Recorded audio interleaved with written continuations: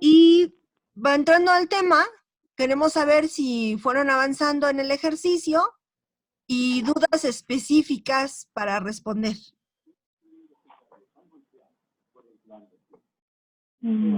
¿Vieron el video? Eh, sí, ¿Todos lo vieron? sí, yo tengo... Ajá. Dale, Emilio. Emiliano. ¿Sí me escuchan? Sí, sigue. ¿Sí? Sí. Ok. Perdón, tampoco quisiera acaparar la palabra, a mis compañeros. Yo yo justo lo acabo de terminar hace un par de horas, y tengo una duda en cuanto a la tabla del lugar social. Ajá. En el segundo apartado, permíteme, lo estoy buscando en mi trabajo. Aquí está. En el contexto histórico de la obra. Sí. Donde quiero saber si está bien o si no tiene que ver. Donde dice los factores económicos, yo aquí en esta tabla puse que pues un factor económico según la tesis de Pérez, ¿no? Ajá. Ahí menciona en dos o tres ocasiones que, eh, que este movimiento de los jesuitas, tanto para lo que ellos hacían como para lo que enseñaban, estaba pensado no para ser revolucionario, o bueno, al menos así lo entiendo, para ser revolucionario, pero no una revolución como la tenemos, sino un cambio, ¿no? Para generar un cambio en el pensamiento. Y dice aquí que es porque estaban las reformas borbónicas, ¿no? Ajá. Entonces yo aquí coloqué, eso es lo que quisiera preguntar, ya que di este breve contexto, quisiera Ajá. preguntar si las reformas borbónicas sí pueden ir en esta tabla como un factor económico al contexto de la obra. Sí. Aunque las reformas borbónicas, dichas así como en crudo, son más bien reformas políticas, pero sí tienen Claro. que ver con lo económico, porque ya para entonces España estaba en quiebra y la Nueva España Ajá. estaba enriqueciéndose y entonces hubo un saqueo. Pero sí tiene que ver. Luego les vamos a mandar otra lectura donde va a complementar toda esta información, pero justamente así como lo estás diciendo, y que creo que todos tomen en cuenta esto, todo lo que tiene que ver con el contexto es justamente eso, las reformas borbónicas, que si eran jesuitas, todas esas cosas que tienen que ver con el contexto. Exactamente. Entonces sí, tiene que ver perfectamente bien contestado, Emiliano. Ahora otra cosa que queremos decirles es que yo hice esos cuadros y a lo mejor desde el ejercicio anterior causa mucho ruido todo esto del contexto. Ahora en este a lo mejor no tanto porque hay más información, pero en el cuadro anterior también esa parte del contexto teníamos pensado que fuera creciendo conforme ustedes fueran leyendo. Entonces, sí llénenlo, pero no es lo principal por ahora. Por ahora, lo principal es que ustedes Ok. identifiquen en el texto del siglo XVIII los rasgos de la escolástica, los rasgos del humanismo y los rasgos de la ilustración. Eso es lo principal. Váyanlo llenando conforme vayan teniendo información. ¿Qué hacen en los casos en que no tengan mucha información? Si quieren, échenle un ojo a lo que hay en internet, pero de todos modos nosotros les vamos a enviar una bibliografía complementaria. Ese apartado, escuchen bien chicos, ese apartado tiene que estar muy bien, muy relleno y muy redondo hasta que entregues tu trabajo final. Porque el tema que tú elijas, ya sea clavijero, veite, alegre, el que tú elijas, ahí tú tienes que leer mucho más. ¿Sí me explico por ahora? Sí. Entonces, ya no sé si nada más está aquí Emiliano conmigo y Alfonso, o todo. Es que es el único que contesta. Estarán por ahí todos No los tengo nada más No, que igual hacer. estoy yo por acá. sí. También. Es que me Por aquí ando, desconectó por aquí y apenas ando. entré. Sí, conteste, porque no sabemos, mira, están todos enmascarados, no sabemos si están o no están. Entonces, sí, contéstenlo con los elementos que tengan. Si quieren hacerlo muy redondo, pueden buscar más, nosotros les vamos a enviar bibliografía, pero ese apartado se dedican súper a él hasta que lleguemos al ejercicio final. Entonces ya resuelta la primera pregunta. Va bien, tiene que ver con las reformas borbónicas, que ese es nuestro siguiente curso. Otra pregunta. A ver, Elio, tú que ya lo entregaste, me lo acabas de mandar hace rato. Sí, de hecho, estaba pensando, para haciendo otra vez, como digamos, este análisis que estábamos poniendo sobre el autor, a mí me quedó la duda, ¿no? Porque usted menciona, maestra, en una de las tres preguntas que yo creo que como que se puede, como que uno se puede confundir con la 2 y la 3, ¿no? Porque una dice qué es lo que intenta decir el autor y la otra qué es lo que nos está dando a entender. Ahí fue para mí un poco, ¿cómo se llama? Confuso. Sí, no es fácil, sí se parecen mucho entre todas. Tiene que ver, fíjense, bueno, es que pienso varias cosas. Uno, no es fácil porque son cuestiones de lógica. Y la lógica parece que es muy lógica y que es muy clara, pero la verdad es que cuando uno no ha practicado mucho la lógica, uno dice, ¿pero qué me está preguntando? Eso está muy confuso, pareciera ser que es lo mismo. Pero Sí, si se dan cuenta, sí, la primera es como, haz un pequeño resumen. Entonces, sí, así muy ese vago. pequeño resumen, sí, ese pequeño resumen tiene que ver con que está escrito en otro español, en un español antiguo. Entonces tienes que traducirlo a un español que tú le entiendas. Luego, de Ok. ese español que tú le entiendes, dime qué dijo. Y luego, interpreta. ¿Tú qué crees que haya querido decir? Tomando en cuenta esto que dice Emiliano, el contexto. Tomando en cuenta que es humanista, tomando en cuenta que es un criollo, tomando en cuenta que sabe de ilustración, tomando en cuenta que sabe de escolástica. ¿Qué crees que haya querido decir con lo que dijo? Es un salto mortal, por eso tienen que tener a la mano la tabla de las falacias, porque uno puede equivocarse. Pero está súper padre porque eso es el trabajo que hacemos los historiadores. Leer un documento antiguo y tratar de interpretarlo a partir del contexto. Y entonces el ejercicio de eso se trata, de ir a los tres niveles. Tradúcelo primero, porque está en otro español.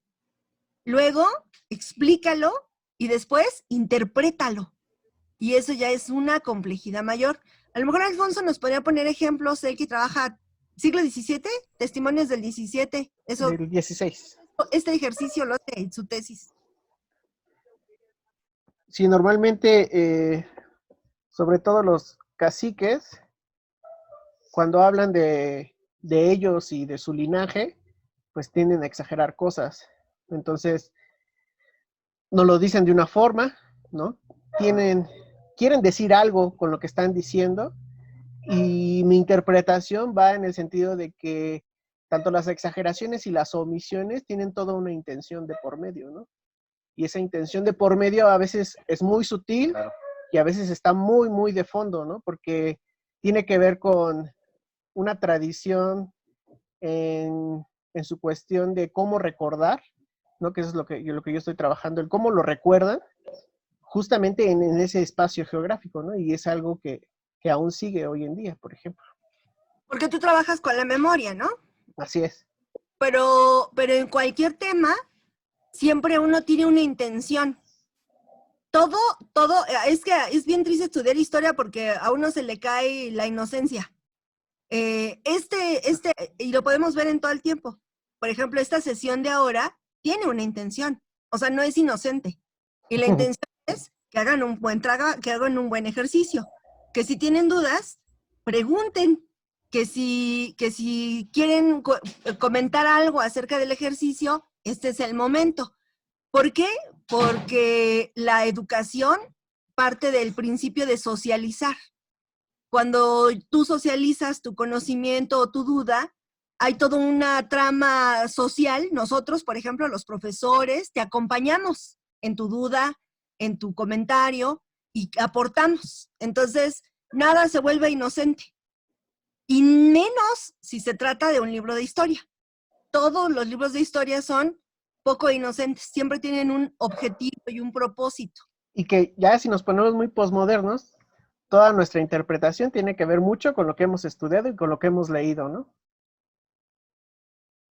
Que eso ya Sí, claro. es muy relativo, pero si no nos concentramos en eso y solamente en el autor del siglo XVIII, pues vamos a tratar de ver sus intenciones que hay de fondo, ¿no? Y por eso son estos textos que hay que cruzar, la cuestión de la escolástica, la cuestión del humanismo, la cuestión de la ilustración, ¿no? Pero debemos de comprenderlos un poquito más, quizá hay que releerlos rápidamente para poder hacer ese cruce muy rápido, para que en cuanto nosotros estemos leyendo al autor nos salte, ¿no? Pero pues a veces uno como docente o como historiador dice, ¿cómo le enseño a alguien a que le salte eso, ¿no?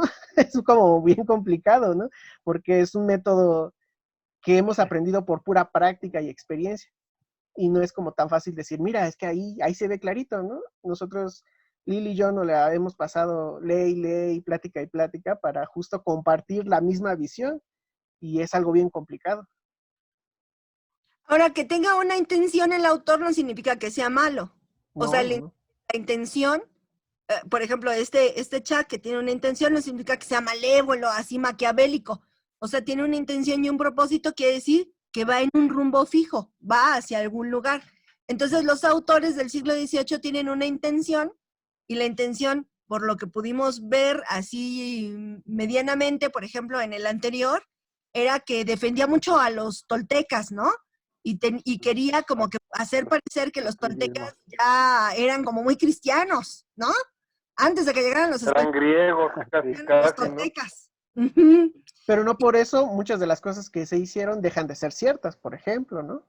Porque mucha gente o muchos historiadores suelen descalificar por completo esos textos porque ya son muy exagerados, entonces ya no le creen nada, ¿no? Y pues no, hay unas cuestiones de contexto por las que les tenemos que creer o podemos creer, más bien. Sí, bueno, tener cuidado con las sobreinterpretaciones. Para eso tenemos el pequeño manualito de las falacias, de descalificar todo al autor. Eso también es una falacia, ¿no? Porque el autor finalmente está viviendo su tiempo y su momento. Claro. Nosotros quisiéramos comentarles algo más sobre los 3 niveles, que si tienen dudas de cómo ejercitar esta técnica, recurran al manual que se les puso ahí en el video, que es un manual de técnicas de lectura y de aprendizaje para que aprendan a hacer deducciones lógicas. Ya sea en el video donde está lo de la lógica, que ahí está el manual, que todos están en línea, o en el segundo video donde hablamos sobre cómo hacer inferencias. También ese texto que se les puso ahí es para aprender a hacer inferencias. ¿Y qué más? Carla, Chicos, creo que quiere decir algo. Dígame. ¿sí? Sí, es que a mí la verdad es que no me queda muy claro el punto, yo no sé ni qué punto sean, la verdad. ¿De dónde Compártelo, está Alfonso. ¿Mande? Voy. Alfonso va a compartirlo en la pantalla y ahorita lo vemos. Ahorita nos dices qué punto es. Bueno, es que hay que pegar el párrafo literal y de ahí subrayar y de ahí se contestan 3 preguntas, ¿no? No, Sí. no pegues el párrafo literal, porque más bien, o sea, nosotros te damos si se van a dar cuenta, nosotros lo que hemos ido haciendo es ir subiendo como el nivel de complejidad. La primera vez nosotros les dimos los segmentos del párrafo.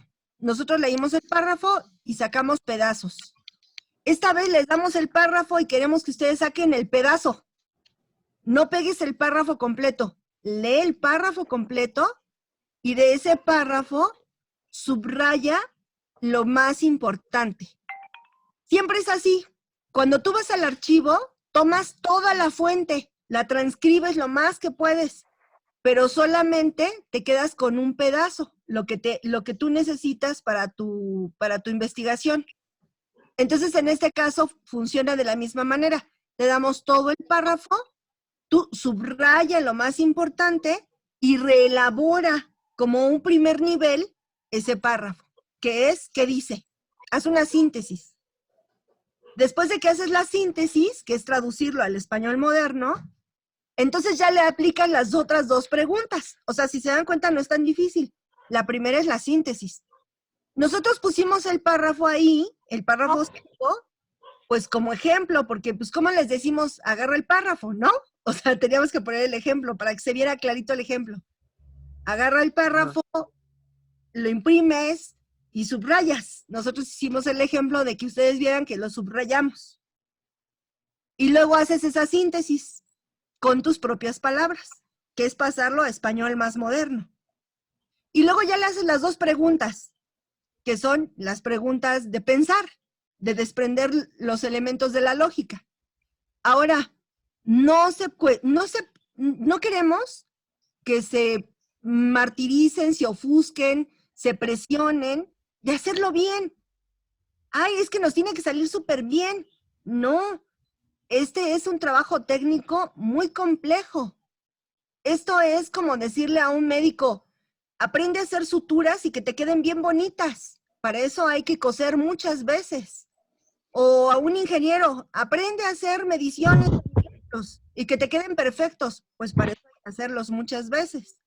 Estos primeros ejercicios, no esperamos que les queden perfectos, redondos, así, wow, estos son los historiadores que estaba esperando el siglo XXI y XXII. No, estamos esperando que aprendan a identificar humanismo, escolástica, y el otro, Ilustración. sí, ilustración. Ese es uno, y la otra, que ustedes aprendan poco a poco a hacer inferencias. Están en cuarto semestre, así que está súper bien que aprendan ahora para que cuando lleguen a octavo lo hagan cada vez mejor. No se conflictúen.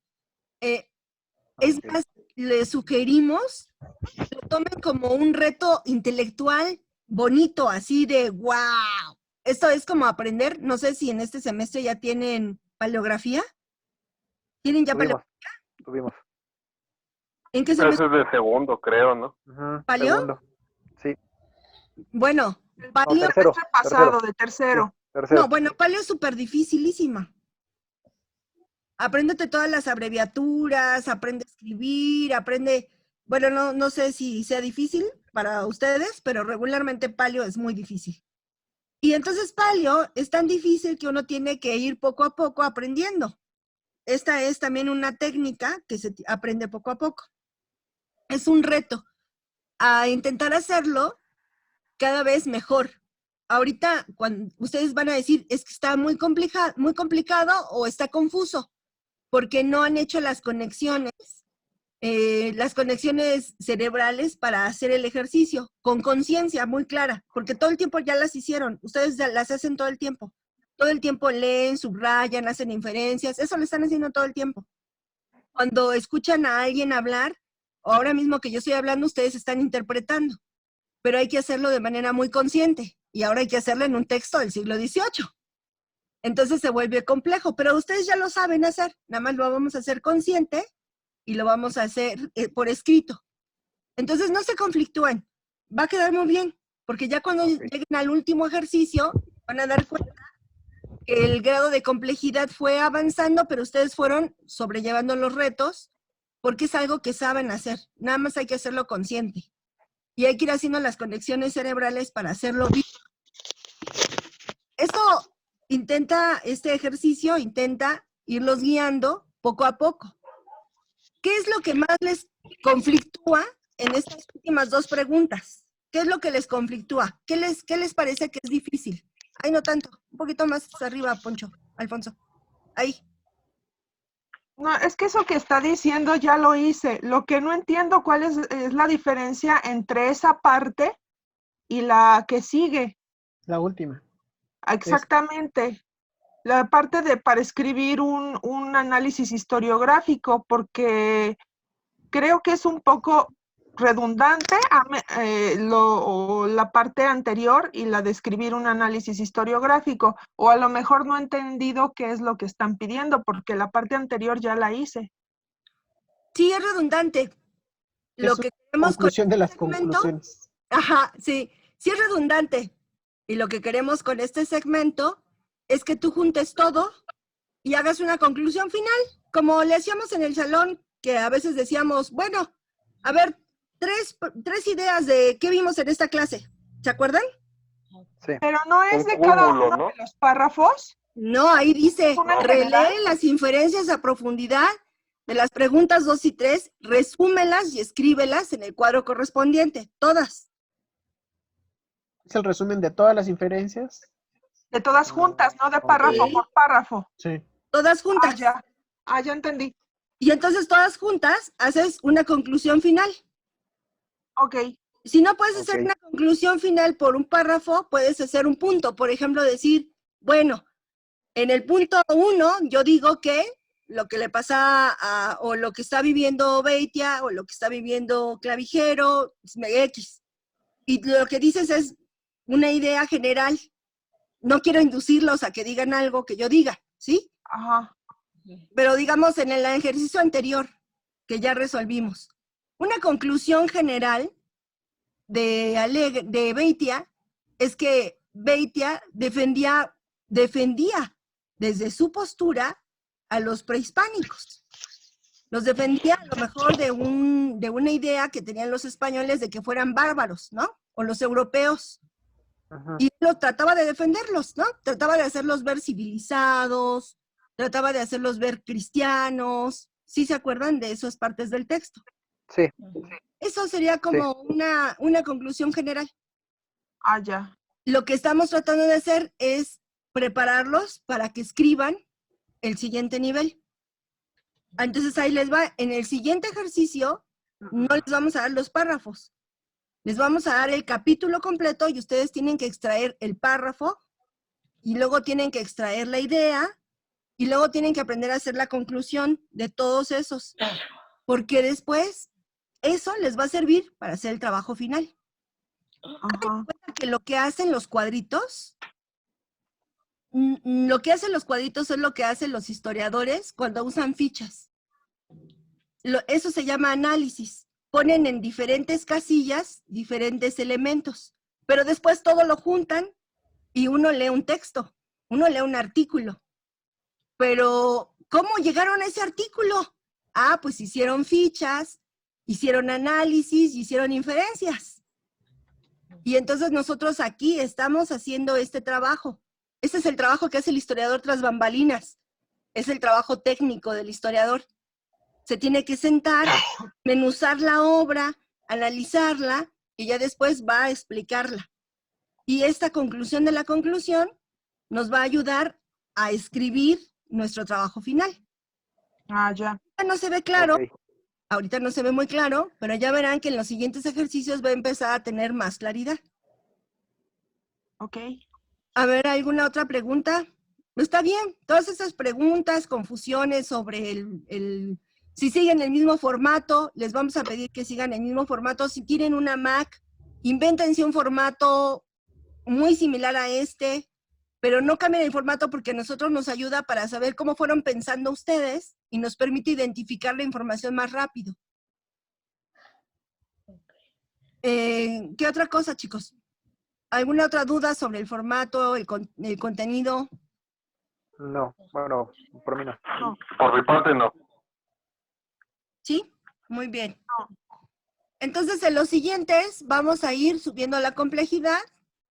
Vamos a dejarlos que ustedes ya después tengan el párrafo, tengan el capítulo, elijan los párrafos, y después vamos a pedirles que ustedes mismos elijan los capítulos o de ciertos capítulos cosas específicas, para que ustedes mismos vayan viendo cómo va a ir brincando la información a partir de que van desarrollando más esa intuición de leer del contexto y ser como más intuitivos a identificar cosas.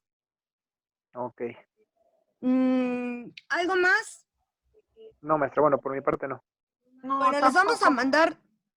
mandar una listita de lecturas que yo le tengo que mandar ahorita a Alfonso, y una lectura en particular. Fíjense, hay dos lecturas que queremos que revisen.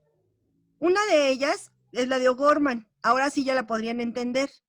todos los historiadores nos equivocamos cuando hacemos inferencias.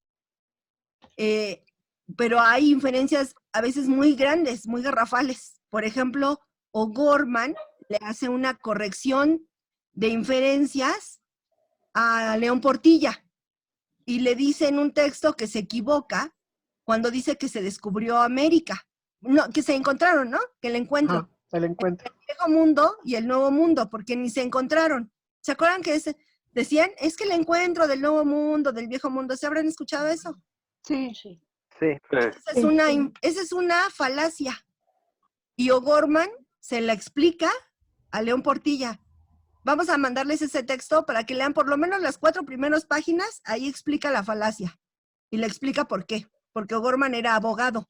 Y le explica, como buen abogado, le explica por qué cae en una falacia.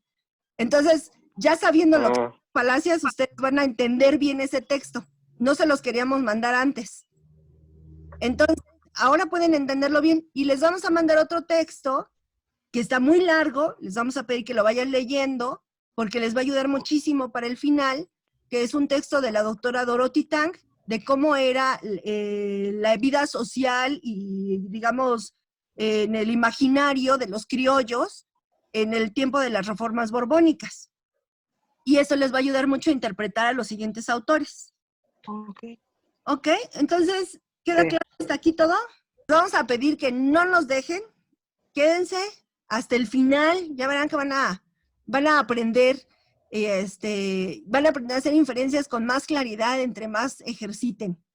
Y pues hay que prepararnos mentalmente por si no regresamos a clases para vernos, hacer nuestro curso de reformas borbónicas por aquí. Igual con videos, igual con ejercicios. Ya pensaremos otras técnicas para que no se aburran, pero no se desanimen, no dejen la escuela. Vale. Y no No. dejen las clases. No. Muy bien, mucho gusto verlos. Los abrazo desde la distancia. Gracias, profesor. Igualmente. Gracias, igualmente, maestra. Igualmente, maestra.